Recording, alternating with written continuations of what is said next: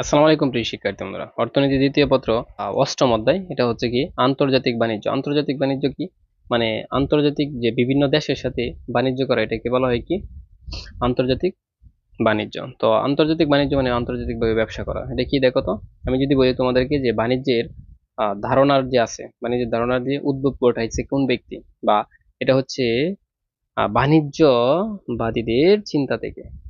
ঠিক আছে, আমরা যদি কৃতদাস কি যে দাস বিক্রি আন্তর্জাতিক কিসের মধ্য দিয়ে আন্তর্জাতিক বাণিজ্যের সূত্রপাত ঘটছে। দাস বিক্রি, দাস মানে কি, দাস মানে হচ্ছে কি চাকর, চাকরদেরকে বিক্রি করা। পূর্বের কালে ছিল, এটা আদিম কাল থেকে শুরু হয়েছে। ঠিক আছে, এই 3 নম্বর এমসিকিউটা দেখো, কোনটি আন্তর্জাতিক বাণিজ্যের ভিত্তি। এটা হচ্ছে কি ভৌগোলিক বিশেষীকরণ। ঠিক আছে, সো দুই বা ততোধিক দেশের মধ্যে সংগঠিত বাণিজ্যকে বলা হয় কি আন্তর্জাতিক।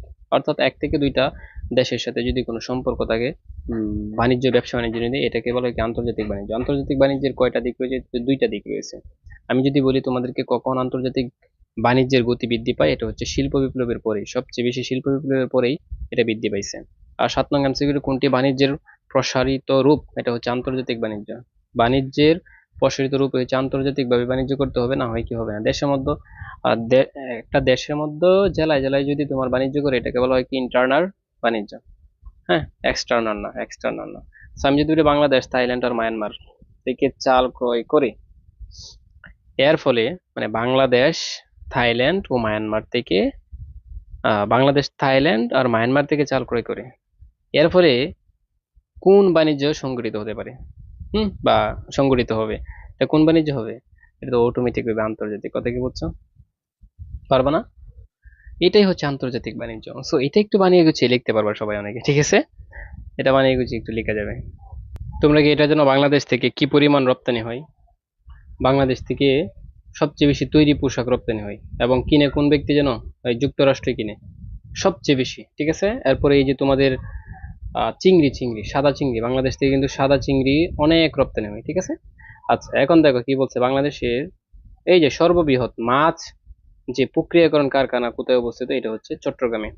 চট্টগ্রামের হালদা নদীতে। হ্যাঁ, এই হালদা নদীতে প্রচুর পরিমাণ মাছ উৎপাদিত হয় এবং পোনা, এগুলো অনেক কিছু রপ্তানি করে। ঠিক আছে, তো দেখো বলছে কোনটি বাংলাদেশি রপ্তানি পণ্যের দ্বিতীয় বৃহত্তম বাজার। এটা হচ্ছে জার্মানিতে সব দ্বিতীয় বৃহত্তম বাজার রপ্তানি। ঠিক আছে, এই যে আমি যদি তোমাদেরকে বলি গ্লোবালাইজেশন শব্দটি ব্যবহৃত হয়, এটা কি 1776 সালে, 1776 সালে।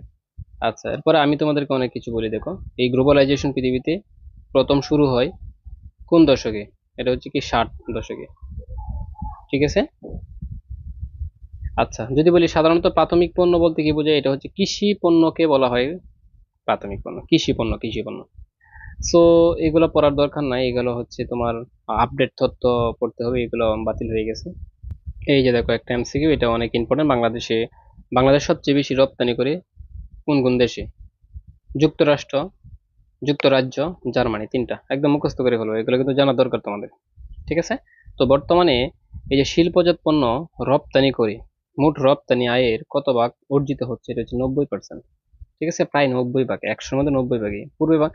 পূর্বে বাংলাদেশ কোন ধরনের দ্রব্য রপ্তানি করতো? এটা হচ্ছে কাঁচামাল, আর এখন হচ্ছে বিভিন্ন তৈরি পোশাক, অনেক কিছু। ঠিক আছে, আচ্ছা দেখো তারপর এখানে অনেকগুলো এমসিকিউ আছে যেগুলো তোমার পড়তে হবে। এই যে এই সংজ্ঞাটা পড়তে হবে, আমদানি বাণিজ্য কি? ঠিক আছে, যে প্রক্রিয়ায় একটি দেশ অন্য অন্য দেশের পণ্য ও সেবা ক্রয় করে, তাকে বলা হয় কি আমদানি বাণিজ্য। ঠিক আছে, আচ্ছা এই যে দেখো রপ্তানিকৃত আইটেমটির নাম কি? এটা যে তৈরি পোশাক, বাংলাদেশে উদ্দীপক আছে, অটোমেটিক পারবা এটা। ঠিক আছে, এরপরে দেখো সুপ্রিয় শিক্ষার্থী বন্ধুরা, আমি যেগুলো দিচ্ছি এগুলো একটু বেশি বেশি করবো, আমি বলছি। এই যে দেখো বাংলাদেশে বাংলাদেশ প্রতি বছর গড় কি পরিমাণ খাদ্য আমদানি করে? এটা হচ্ছে 25 থেকে 30 লক্ষ টন। 25 থেকে 30 লক্ষ টন পর্যন্ত। ঠিক আছে, অর্থনীতির জন্য কি কি জানো? Adam Smith. অর্থনীতির জন্য হচ্ছে অ্যাডাম স্মিথ।